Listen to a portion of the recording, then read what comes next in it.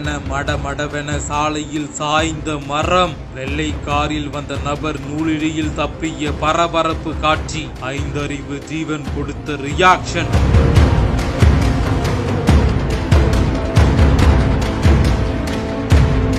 கடந்த 2 நாட்களாக கோவையில் பெய்து வரும் தொடர் மழையால் கோவை பாலக்காடு சாலை குனிமுத்தூர் பகுதியில் சாலையோரம் இருந்த ஒரு மரம் சாய்ந்த சிசிடிவி காட்சி வெளியாகி அதிர்ச்சியை ஏற்படுத்தியுள்ளது. மரம் சாய்ந்த சமயத்தில் அவ்வழியே வந்த ஒரு கார் சரியான நேரத்தில் பிரேக் போட்டு நிறுத்தப்பட்டதால் பெரும் அசம்பாவிதம் தவிர்க்கப்பட்டது. இந்த சம்பவம் அப்பகுதியில் பரபரப்பை ஏற்படுத்தியுள்ளது. மழைக்காலத்தை முன்னிட்டு மாவட்ட நிர்வாகம் சார்பில் மாநில பேரிடர் மீட்பு குழுவினர் தயார் நிலையில் வைக்கப்பட்டுள்ளனர். மரம் விழுதல் அல்லது மின்சார வயர்கள் அறுத்து விழுதல் போன்ற சம்பவங்கள் நடந்தால் உடனடியாக அவற்றை அப்புறப்படுத்த குழுவினர் தயாராக இருப்பதாக மாவட்ட நிர்வாகம் சார்பில் தெரிவிக்கப்பட்டுள்ளது.